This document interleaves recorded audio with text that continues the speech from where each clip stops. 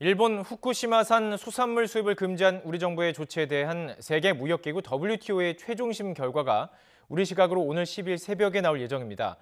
1심 패소에 이어서 2심도 패소하게 되면 후쿠시마 수산물 수입이 허용되게 돼서 파장이 클 것으로 보입니다. 관련 내용 도쿄 특파원 연결해서 알아보도록 하겠습니다. 황보현 특파원. 네, 도쿄입니다. 네, 이번 WTO 최종심 구체적으로 어떤 내용을 다루게 됩니까? 네, 결론부터 말씀드리면 우리 정부의 후쿠시마산 수산물 수입 금지 조치가 타당하냐, 그렇지 않느냐를 판정하는 겁니다. 잘 아시다시피 2011년 3월 11일 동일본 대지진 당시 후쿠시마 제1원전이 폭발했고 그 여파로 주변에 방사능이 누출돼 지금도 제거 작업이 벌어지고 있습니다. 이에 따라서 우리 정부는 당시 대지진 사흘 뒤에 후쿠시마를 포함한 인근 8개 광역지자체 수산물 50개 품목과 13개 광역지자체 농산물 26개 품목의 수입 금지 조치를 내렸습니다. 특히 대지진 2년 뒤인 2013년 9월에 후쿠시마 원전 오염수가 유출됐다는 사실이 또 드러나면서 우리 정부는 수산물에 대한 수입 금지 조치를 더 강화했습니다. 우선 기존의 50개 품목에서 모든 수산물로 대상을 확대했습니다. 또 수입 가능한 일본산 식품이라도 방사성 물질인 세슘 검사를 추가로 하도록 하고 여기서 만일 미량이라도 검출이 되면 농산, 수산, 축산, 가공물에 대해서도 추가로 다른 17개 핵종 검사를 거치도록 의무화했습니다. 일본 정부는 이에 반발해서 후쿠시마산 수산물 수입 금지와 세슘 이외의 추가 핵종 검사가 WTO 협정에 위반한다면서 제소를 한 겁니다. 네, 이렇게 일본이 WTO에 제소를 했는데 1심의 판정은 이미 나왔죠? 네, 그렇습니다. 일본 정부가 WTO에 제소를 한 시점이 2015년 5월입니다. 우리 정부 조치가 너무 차별적이고 무역에 제한을 둔다는 등 4가지 문제 제기를 했는데요. 이에 대해서 WTO는 이를 심사하는 패널을 만들어 조사한 뒤 지난해 2월에 결과를 내놨습니다. 일본의 문제 제기가 대부분 맞다는 겁니다.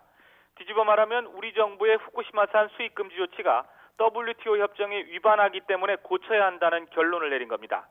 이 결과에 대해서 우리 정부는 받아들일 수 없다면서 2달쯤 뒤인 지난해 4월 상소를 제기했고 그 결론이 우리 시각으로 오는 12일 새벽쯤에 나올 예정입니다. WTO 규정상 2심이 최종심이기 때문에 이번 결정이 후쿠시마 수산물의 국내 수입에 대한 최종 판단이 될 것으로 보입니다. 네, 아직 판단이 내려지진 않았습니다. 하지만 섣부르긴 하지만 최종심 결과 어떻게 예상해 볼 수 있을까요?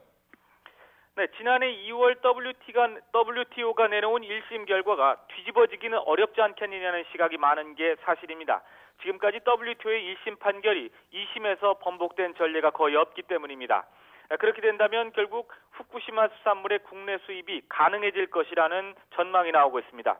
그래서 그런지 일본 정부에서는 상당히 자신만만한 분위기가 역력합니다. 어제 일본 정부 대변인 격인 스가 요시히데 관방장관이 이와 관련해 짧게 언급했습니다.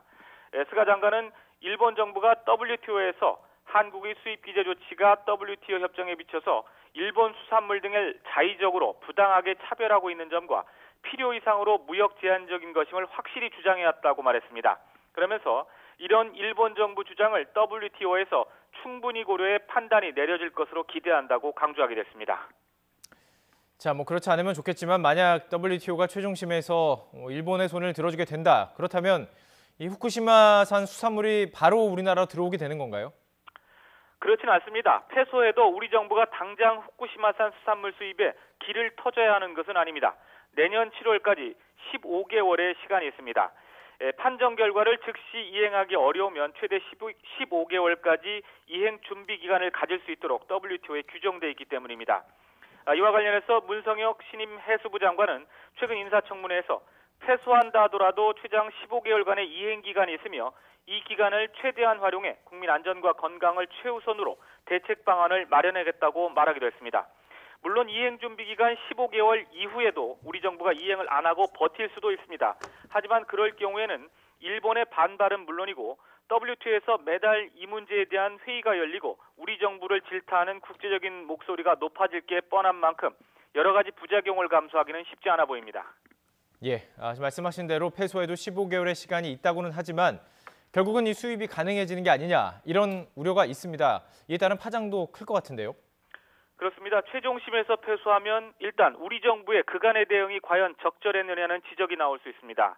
이 문제는 해수부와 산업부, 식품의약품안전처, 농림축산식품부, 외교부, 원자력안전위원회 등 10여 개의 부처가 관련해 있습니다. 사실상 국민의 먹거리 안전과 관련된 중요한 문제로 사실상 정부 전체가 나서서 총력 대응했어야 한다는 얘기인데 결국 패소한다면 결과적으로 그러지 못했던 게 아니냐는 비판이 나올 수밖에 없을 것으로 보입니다. 앞서 지적하신 대로 패소하면 후쿠시마산 수산물 수입 재개는 사실상 시간 문제일 뿐 원칙적으로 막기는 어렵다는 관측이 많습니다. 그래서 결국 수입이 가능해지면 현재로서는 우리 국민이 후쿠시마 수산물인지 알 수 없는 상태에서 먹을 수 있다는 우려가 나오고 있습니다. 현행법상 수산물의 경우 원산지를 국가 명만 표기해도 상관없기 때문입니다. 예를 들어 후쿠시마 수산물을 싼 값에 시장이나 식당 등에서 일본산으로만 표기해 판매해도 소비자들은 실제 원산지가 어디인지 알 수 없다는 얘기입니다. 정부 나름대로 패소 이후를 준비하고 있겠지만 더 꼼꼼하면서도 효과적인 사후 대책이 마련돼야 할 것으로 보입니다. 지금까지 도쿄에서 전해드렸습니다.